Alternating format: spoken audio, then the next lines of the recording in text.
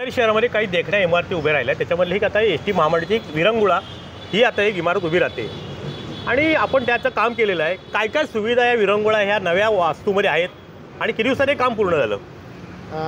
हे विरंगुळा वास्तुगृह जे निवासस्थान होतं एस टीसाठीचं ते आता रिन्युएट केलं आहे आपण आणि हे साधारण वर्षभर काम सुरू होतं आणि आता पूर्णत्वाला आलेलं आहे। याच्यात एक VVIP सूट आहे आणि 2 VIP सूट आपण केलेले आहेत। एक अत्याधुनिक लुक दिलं आहे, तसंच ह्याचा बाहेरचा जो देखावा आहे तो विशिष्ट कोकणी पद्धतीने आपण केलेला आहे आणि रत्नागिरीच्या सौंदर्यात हे भरच घालणारं आहे। साधारणपणे किती खर्च आला त्याला? साधारण हे टेंडर 1 कोटीचं होतं आणि त्याला तेवढा खर्च झालेला आहे।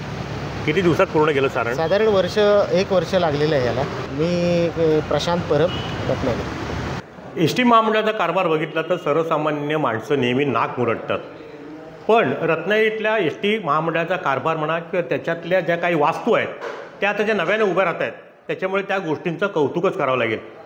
रत्नागिरी शहरातलं उभं राहणारं आणि उभं राहिलेलं एस टी मध्यवर्ती बसस्थानक असेल, त्याचं उद्घाटन येत्या 11 तारखेला परिवहन मंत्री प्रताप सरनाईक यांच्या हस्ते होणार आहे। पालकमंत्री उदय सामंत यांनी औद्योगिक विकास महामंडळातून जवळजवळ 21 कोटी रुपये त्या बसस्थानकासाठी दिला आहे। आता आपण ज्या ठिकाणी उभे आहोत ना ते सुद्धा एक अतिशय चांगली वास्तू या शहरात उभी राहते।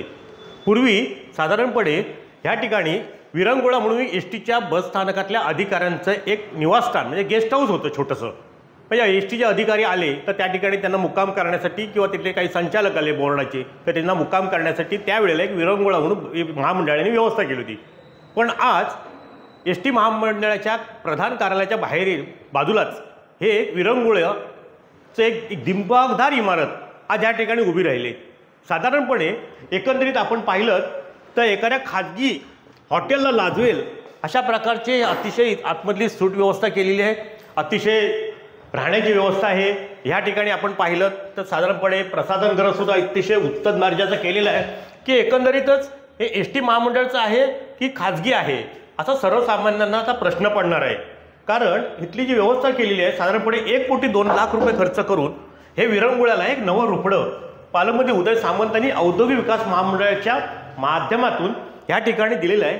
आपण जर बाहेर आलो ह्या रूमच्या बाहेर तर हे प्रशस्त असं साधारणपणे हॉल म्हटलं तरी चालेल आणि ह्या ठिकाणी हे दिमागदार आणखीन काही एक सूट ह्या ठिकाणी आहे, तो सुद्धा आता अंतिम टक्क्यामध्ये त्याचं काम चालू आहे।